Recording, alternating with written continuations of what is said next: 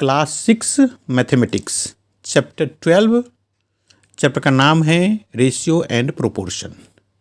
इस वीडियो में हम एक्सरसाइज 12.3 का क्वेश्चन नंबर 1 से लेकर के क्वेश्चन नंबर 5 तक सॉल्व करेंगे। क्वेश्चन स्टार्ट करने से पहले एक बार हम बेसिक नॉलेज देखते हैं इस चैप्टर के क्वेश्चन सॉल्व करने के लिए। पहला है ये यूनिटरी मेथड। ये होता क्या है, यूनिटरी मेथड किसे कहते हैं? तो the method in which first we find the value of one unit, मतलब ऐसा मेथड जिसमें हम कि पहले एक यूनिट की वैल्यू पता करते हैं। एक यूनिट का मतलब हो गया कोई भी एक चीज़ का, जो भी दिया रहेगा वो क्वेश्चन करेंगे तो आपको पता चल जाएगा कि एक यूनिट का मतलब जो भी ऑब्जेक्ट दिया रहेगा, जो भी सामान दिया रहेगा, उसमें से पहला एक का वैल्यू हम फाइंड करेंगे। उसके बाद then the value of required number of units, मतलब पहले एक का वैल्यू फाइंड कर लिया, उसके बाद जितनी ज़रूरत है उतनी की वैल्यू फाइंड करेंगे। उस मेथड का नाम है यूनिटरी मेथड। तो एक बार मैं फिर से बोल देता हूँ कि पहले हम एक का वैल्यू फाइंड करेंगे, उसके बाद जितना चाहिए उतना वैल्यू फाइंड करेंगे। इस मेथड का नाम है यूनिटरी मेथड। तो अब क्वेश्चन शुरू कर ले तो सम अच्छा रहेगा। ये बातें धीरे धीरे क्वेश्चन सॉल्व करेंगे तो अपने आप ही समझ में आ जाएगा। तो एक्सरसाइज 12.3 का पहला क्वेश्चन है if the cost of 7 metre of cloth is ₹1470, find the cost of 5 metre of cloth. मतलब 7 मीटर कपड़े का दाम 1470 का मतलब 1470 या 1470 है, तो 5 मीटर कपड़े का कितना प्राइस होगा। ये देखो, ये किसी दुकान में जाती हैं तो दुकान वाले के पास इस तरह से कपड़े की स्टोर रहता है, वहाँ पे रखा रहता है शोरूम में, और इनमें से जो भी कपड़ा पसंद आया तो उसका वो दाम बताता है। तो वो पहले तो 1 मीटर का दाम बताता है। यहाँ पे हमारे लिए क्या है कि 7 मीटर का दाम दिया हुआ है, कॉस्ट ऑफ 7 मीटर क्लॉथ। तो अब इसमें हम क्या करेंगे, पहले एक यूनिट का प्राइस या वैल्यू पता करेंगे। तो वही था वो यूनिटरी मेथड किसे कहते हैं कि the method in which first we find the value of 1 unit. तो ये क्या कहेंगे, 7 यूनिट का दिया, 7 मीटर का मतलब 7 यूनिट का दाम दिया हुआ है और हमें एक का पता करना है। उसके बाद 5 मीटर का पता करेंगे। तो अब हम लिखते हैं, किस तरह से लिखें इसको, the cost of 7 metre cloth is equal to ₹1470। The cost of 7 metre of cloth is equal to ₹1470, मतलब 7 मीटर कपड़े का दाम 1470 रुपये दिया हुआ है। ये तो क्वेश्चन में दिया हुआ है। अब हम 1 मीटर का दाम पता करेंगे। तो यहाँ पे ऐसे डॉट डॉट लगाएंगे, मतलब ऊपर जो लिखा है वही चीज़ फिर से यहाँ पे लिख लो। हर एक चीज़ लिखने की जरूरत नहीं, यहाँ पे ऐसे कॉमा कॉमा कर दो और आप बस ये मेन जो वर्ड है, एक यहाँ पे है 7 मीटर, यहाँ पे 1 मीटर, वही लिखो। बाकी इसका मतलब वो सब ऊपर वाला ही लाइन है। तो ये हो गया। So the cost of 1 metre of cloth कितना होगा। यहाँ पे ये बहुत इम्पोर्टेंट बात है कि जब भी हमें एक का वैल्यू पता करना होगा तो हम डिवाइड करेंगे। ये पहला टर्निंग पॉइंट, पहला इम्पोर्टेंट पॉइंट इस टाइप के क्वेश्चन के लिए कि एक का वैल्यू फाइंड करना हो तो हम डिवाइड करेंगे। तो ये ऊपर तो दिया था 1470 रुपीज़, तो हम वो लिख देंगे ₹1470 और डिवाइड किससे करें, जो इधर वाले नंबर है तो हम 7 से डिवाइड करेंगे इसको। अब इसको डिवाइड करके मैं बता देता हूँ। जैसे 1470 को हम 7 से डिवाइड कर दें, तो 1470 को 7 से डिवाइड करें तो ये हो गया 7 दूना 14। तो ये 14 लिखने के बाद वो कट जाएगा, माइनस करना होगा हमें। ये घटाते हैं नंबर, आपको डिवीजन आता होगा। तो ये कट गया। अब ऊपर का 7 यहाँ पे उतार देंगे, तो वहाँ से 7 उतार करके यहाँ पे ले आए, और ये इधर भी 7 है, इधर भी 7 है, तो 1 से कटेगा ये, तो 7 1 7, और ये माइनस कर दी इसको। 7 में से 7 चला गया तो ये 0 बचा, मतलब कुछ नहीं बचा, कट कर दो इसको। अब एक 0 रह गया, तो वो 0 यहाँ पे लिख दे, चाहे उधर कोशेंट में उधर लिख दे। ये 0 रह गया है इसलिए हमने वहाँ पे 0 रखा। तो इसका मतलब क्या हो गया कि 1 मीटर कपड़े का दाम कितना हो गया। ये इसका जो आंसर है 210, मतलब 210। तो यहाँ पे लिखा ₹2110। अब आसान काम हो गया, 1 मीटर कपड़े का दाम आ गया। अब हमें क्वेश्चन में पूछा है 5 मीटर कपड़े का दाम, तो क्या करेंगे। So cost of 5 metre cloth कितना होगा, ये ₹210 में हम 5 से मल्टीप्लाई कर देंगे। बस यही बात आपको याद रखना है कि जब एक का दाम पता कर रहे हैं तो डिवाइड करेंगे और ज़्यादा का दाम पर पता करना हो तो हम मल्टीप्लाई करेंगे। सिंपल सी बात। अब 210 को 5 से मल्टीप्लाई कर दो। ये वैसे तो 5 से मल्टीप्लाई करना बड़ा आसान सा काम है, फिर भी मैं मल्टीप्लाई करके दिखा रहा हूँ यहाँ पे। 210 को 5 से मल्टीप्लाई करिए, 5 और 0 को मल्टीप्लाई करेंगे तो 0 हो जाएगा। 5 1 जा 5 हो गया, 5 2 जा 10 हो गया, तो ये 1050 मतलब 1050। तो यही हमारा आंसर हो गया। ये पहला क्वेश्चन कंप्लीट हो गया। अब एक्सरसाइज 12.3 का क्वेश्चन नंबर 2 देखते हैं। Ekta earns ₹3000 in 10 days, how much will she earn in 30 days। जैसे किसी का नाम है एकता, वो 10 दिन में 3000 रुपया कमाती है और 30 दिन में कितना कमाएगी, ये हमारा क्वेश्चन है। तो अपना जो लर्निंग पॉइंट है, जो नॉलेज है, वो हम सीख लिए हैं। वो क्या है कि पहले एक दिन का पैसा निकालेंगे, फिर उसको 30 से मल्टीप्लाई कर देंगे इस क्वेश्चन के लिए। तो कैसे लिखे इसको, यहाँ पे लिखे कि इन 10 days एकता अर्न्स ₹3000, वो दिया है एकता अर्न्स 3000 इन 10 days।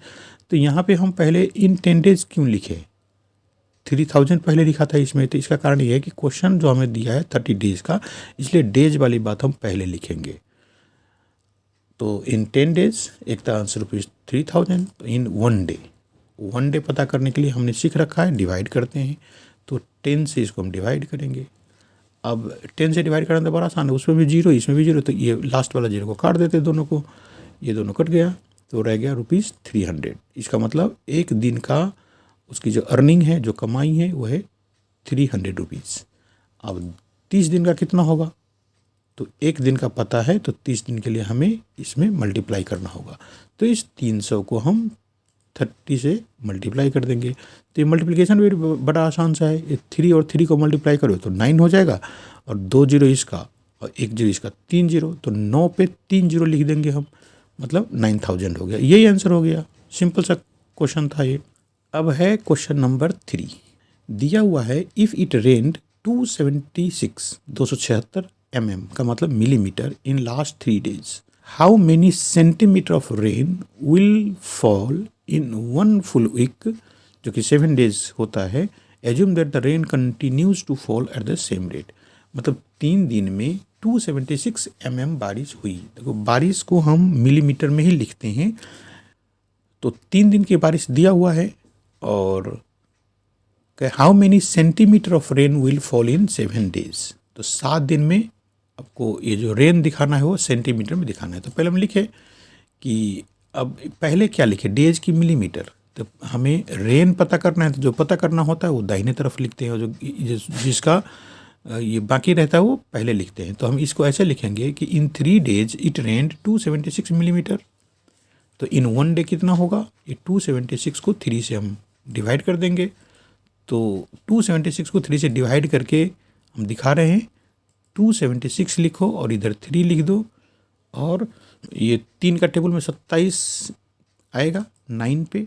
तो 9 3 जा 27 लिख करके, और इसको हम माइनस कर दें, और 27 में से 27 को माइनस करेंगे तो कितना हो जाएगा, 0, मतलब ये कट गया, कोई भी नंबर बचा नहीं। ऊपर से 6 हम नीचे उतार देते हैं, तो ये हो जाएगा 3 2 जा 6। तो ये 6 लिख करके हम इसको माइनस कर दें और हम कट कर दें। यहाँ पे 6 में से 6 को माइनस करेंगे तो 0 बच गया। तो अब हमें ये पता चल गया कि 1 day में कितना मिलीमीटर बारिश होगा, 92 मिलीमीटर। हमें पूछा है कितना, 7 days का। तो 7 days में, अब 1 day का पता है, तो 7 days के लिए क्या करेंगे, मल्टीप्लाई कर देंगे 92 इंटू 7। अब 92 इंटू 7 कर लो, ये 7 का टेबल से आसानी से हो जाएगा। देखो 7 2 जा 14 का 4 लिख दो, एक रह गया कैरी, और 9 7 जा, चाहे 7 9 जा 63, और कैरी वाला 1 उसको ऐड कर दो तो 64, मतलब हो गया 644 मिलीमीटर। यदि आपको ये आंसर यहीं पे चाहिए मिलीमीटर में, तो ये आंसर यही है। लेकिन वो क्वेश्चन है ना, वो है पूछा हुआ कि हाउ मेनी सेंटीमीटर, तो ये मिलीमीटर के लिए आंसर हो गया, लेकिन हमें क्योंकि सेंटीमीटर में चेंज करना है वो भी बाकी रह गया। जब आपका क्वेश्चन ये सेंटीमीटर नहीं रहता तो हमारा ये आंसर आ गया, लेकिन इस क्वेश्चन को कंप्लीट करने के लिए हमें इसको सेंटीमीटर में चेंज करना होगा। तो मिलीमीटर को सेंटीमीटर में कैसे चेंज करेंगे, इसको 10 से डिवाइड कर दे। तो 10 से डिवाइड करना बड़ा आसान है। ये लास्ट के नंबर के आगे एक पॉइंट लगा दो तो ये हो गया 64.4 और ये 10 से डिवाइड कर चुके हैं हम, इसलिए मिलीमीटर सेंटीमीटर में चेंज हो गया। ये हो गया आपका आंसर। अब है question number 4। Cost of 5 kg of wheat is ₹91.50। मतलब 5 किलो गेहूं का दाम कहो, उसका प्राइस कहो, भाव कहो, कितना है? ₹91.50, 91.50। क्वेश्चन है कि what will be the cost of 8 kg of wheat. तो 8 किलो का कितना प्राइस होगा। इसका दूसरा भी पार्ट है क्वेश्चन का, what quantity of wheat can be purchased in ₹183.5। तो ये दोनों तरह से है, जैसे केजी के लिए भी चाहिए और रुपीज़ के लिए भी चाहिए क्वेश्चन। तो यहाँ पे हम शुरू करते हैं क्वेश्चन। पहले में हम लिखे, पहले में हमें रुपीज़ चाहिए बाद में, तो रुपीज़ वाले पार्ट बाद में लिखेंगे। तो ये लिखे कि cost of 5 kg of wheat is equal to ₹91.50। ठीक है। अब 1 kg का कितना, तो 1 kg के लिए हम क्या करते हैं, ये चौथे नंबर क्वेश्चन पे आ गए हैं। आपको बात समझ में आ गया होगा कि 1 kg के लिए हम डिवाइड करते हैं। तो ये जो है 91.50, उसको हम 5 से डिवाइड करें, तो डिवाइड कर देते हैं। तो ये जो डिवीज़न है वो मैं आपको करके दिखा रहा हूँ। 91.5 को हम 5 से डिवाइड करें तो ये 5 1 जा 5 जाएगा, तो 5 को हम 9 में से माइनस करना है तो ये हो जाएगा 4, और 4 लिखने के बाद हमें ऊपर का 1 नीचे लेके आना है, तो ये 41 हो गया। अब 41 5 का टेबल में 8 पे जाएगा, 40 होता है, 41 तो आता नहीं टेबल में, तो इसलिए हम 8 पे करके इसको 40 लिख दें। अब इसको जब माइनस कर दें तो ये 1 में से 0 को माइनस करेंगे तो 1 रह जाएगा। अब देखो, अब ये डेसिमल के बाद का नंबर लाने का टाइम हो गया, तो हम यहाँ 18 के बाद हम डेसिमल लिख दें, तो यहाँ पे डेसिमल लगा देते हैं और 5 को नीचे उतार देते हैं। तो अब हो गया 5 3 जा 15, तो 3 लिख दे वहाँ, 15 यहाँ। तो ये माइनस करके हमें कितना देगा, ये कुछ नहीं देगा, ये इक्वल नंबर है तो कट जाएगा ये, या 0 लिख दो। लेकिन उधर का एक 0 रह गया तो वो हम यहाँ पे लिख दे, चाहे हम वहाँ पे लिखे, क्वोशेंट में तो लिखना है ही। तो ये हो गया 80.30। तो इसका आंसर तो आ गया। लेकिन मैं यहाँ पे एक बात कहना चाहता हूँ, क्योंकि आप लोग मेरा वीडियो देख रहे हो, यूजी सर का वीडियो देख रहे हो, तो इसके लिए आप अच्छे बच्चे बनो। तो मैं एक तरीका बता रहा हूँ बिल्कुल आसान सा, कि कैसे हम 5 से डिवाइड करेंगे। तो ये लिखो 91.50/5। तो ये इतना बड़ा डिवीज़न करने की ज़रूरत नहीं है, सीधा इसको 2/2 से मल्टीप्लाई कर दो, मतलब नीचे ऊपर 2 से मल्टीप्लाई करो, तो उससे होगा क्या। अब हम 91.5 को 2 से मल्टीप्लाई कर रहा हूँ, तो इसको मल्टीप्लाई करो, तो ये 2 को 0 से मल्टीप्लाई करो तो 0, 5 दूना 10, कैरी 1 रह गया, और 2 1 2 और कैरी वाला एक 3, अब कैरी नहीं है तो 9 2 18, मतलब 183 हो गया। मतलब 91.50 को 2 से मल्टीप्लाई करें तो ये हो गया 183, क्योंकि पॉइंट के बाद 0 ही है सिर्फ, तो उसको हम नहीं भी लिखेंगे तो कोई बात नहीं। और नीचे हो गया 5 दूना 10, तो 10 से डिवाइड करना बिल्कुल आसान है। क्या करते हैं हम, लास्ट के 0 से पहले डेसिमल लिख देते हैं, तो वही लिख दिया 18.3। और ये लास्ट का ये जो 0 है वो रखो या नहीं रखो, मतलब 18.3 और 18.30 एक ही बात है। सिर्फ ये इसलिए लिखे हैं क्योंकि रुपये पैसे की बात है, तो यहाँ पे ये दिखाने के लिए कि 18 रुपये 30 पैसा हो गया। ये 0.3 देते ना तो थोड़ा सा कुछ दिक्कत हो जाती है, लगता है कि 3 है कि 30 है, इसलिए हमने ये 0 लगा रखा है, बाकी मतलब वही है। तो मैं ये जो तरीका है ये आपको इसलिए दिखा रहा हूँ कि जब 5 से डिवाइड करना हो तो वो बड़ा काम करने से अच्छा है कि 2 से मल्टीप्लाई कर दो। 2 से मल्टीप्लाई करने का मतलब है किसी भी नंबर को डबल कर दो, तो 2 से मल्टीप्लिकेशन हो जाता है। और उसके बाद ये 10 से डिवाइड करना बिल्कुल आसान, सबसे छोटा काम होता है ये। तो ये फाइनली हमें मिल गया कि 1 kg का प्राइस आ गया ₹18.30। तो हमें क्वेश्चन क्या पूछा था, what will be the cost of 8 kg of wheat. तो 8 किलो व्हीट का कितना होगा। अब इसी वैल्यू में 8 से हम मल्टीप्लाई कर देंगे, तो 18.30 को हम 8 से मल्टीप्लाई कर दें तो ये हो जाएगा 8 किलो का प्राइस। तो हम मल्टीप्लाई करके करते हैं, देखो 18.30 को, तो 80 को मल्टीप्लाई करेंगे तो 0 ही होगा, और 8 दिया 24, 2 कैरी रह गया, 8 8 64, और 2 कैरी वाला 66 का 6 कैरी रह गया 6, और 8 और 6 14, तो ये हो गया 146.40, मतलब ₹146 और पैसे में 40। तो ये लिख दें ₹146.40, और यही हमारा आंसर हो जाएगा। तो ये तो हो गया हमारा पार्ट ए का आंसर। कि मतलब 8 किलो हीट का दाम कितना होगा, ये 146.40। बी में क्या कह रहा है कि what quantity of heat can be purchased in ₹183। तो अब इसके लिए हम दूसरा पेज निकालते हैं। तो ये 183 रुपीज़ दिया हुआ है, हमें व्हीट पता करना है। तो ये व्हीट वाला जो पार्ट है 5 kg हम दाहिने तरफ लिखेंगे, रुपीज़ वाला पार्ट हम आगे की तरफ लिखेंगे, बाएं की तरफ। यहाँ पे लिखें कि इन ₹91.50 व्हीट, या गिवन लिखो चाहे व्हीट ही लिखे छोड़ दो, इक्वल टू 5 kg लिखो। ठीक है, मतलब इतना रुपीज़ का 5 किलो गेहूँ देता है। तो हमारा तरीका क्या करना है, पहले एक का करें। तो एक में क्या करते हैं, हम डिवाइड करते हैं। तो 5 को हम 91.5 से डिवाइड कर दें, है ना। एक के लिए डिवाइड करना होता है तो ये वैल्यू नीचे में आ जाएगा। यही है यूनिटरी मेथड, बड़े अच्छे से सुनना है और करना है। मतलब रुपीज़ एक का वैल्यू तो हमने पता कर लिया, अब ₹183 का चाहिए। तो इसके लिए हमें मल्टीप्लाई करना होगा। तो करते हैं मल्टीप्लाई, ये 5/91.5 लिख के 183 से मल्टीप्लाई कर दे। अब ये अलग सा काम आ गया कि हम मल्टीप्लाई कैसे करें या डिवाइड कैसे करें। तो पहले एक बात याद करना, इसे ए वाले पार्ट में जब हम कर रहे थे सॉल्व, तो हमें ये पता था कि 91.5 को या 50 को 2 से मल्टीप्लाई करेंगे तो ये 183 हो जाएगा। देखो 5 या 50 का मतलब क्या है, जैसे ये 0 रहेगा तो यहाँ पे भी 0 रहेगा, और ये 0 नहीं रहेगा तो हम काउंटिंग यहाँ से शुरू करेंगे अपना। तो इसका मतलब ये है कि 83 को यदि हम 2 से डिवाइड करें, इसका मतलब ये हुआ कि 183 को हम 91.50 से डिवाइड करें तो हमें 2 देगा। इसका मतलब हम इसको ऐसे काट भी सकते हैं, इस नंबर से इसको काट दो तो हमें कितना बचेगा, हमारे पास 2 बचेगा।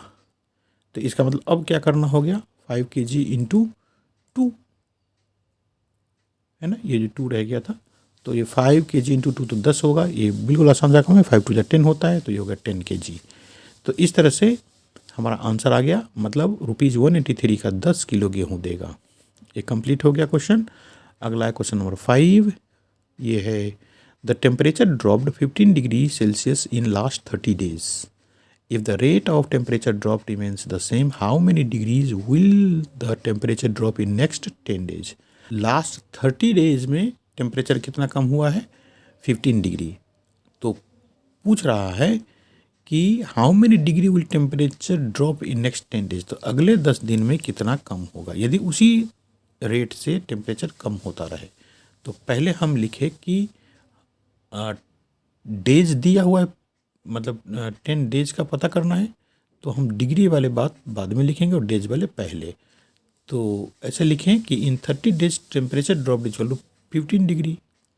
अब हम क्या करेंगे, 1 डे का पता करेंगे। तो 1 डे में इस 30 को हम डिवाइड में ले जाएंगे, तो 15/30, ये 15 दूना 30 होता है, तो ये वैसे ही 1/2 हो गया। काट दो, नीचे 2 लिख दो, चाहे 15 दूना 30, 1/2 हो गया। तो एक दिन में कितना टेम्परेचर कम होता है, 1/2, मतलब आधा डिग्री से। तो हमें पता कितना करना है, 10 डेज का। तो वहाँ पे लिखे इन 10 डेज क्या हो जाएगा, ये 1/2 और इनटू में आएगा ये 10। 1 पता करने के लिए डिवाइड और ज़्यादा पता करने के लिए मल्टीप्लाई। तो ये हो गया, 2 को हम 10 से काट देते हैं तो ये 5 हो गया। 10 को 2 से काटने के बाद हमें 5 मिला, तो यही हमारा आंसर आ गया 5 डिग्री। उसके आगे तो कोई काम ही नहीं है, तो ये आंसर आ गया। तो इस तरह से क्वेश्चन नंबर 5 कंप्लीट हो गया।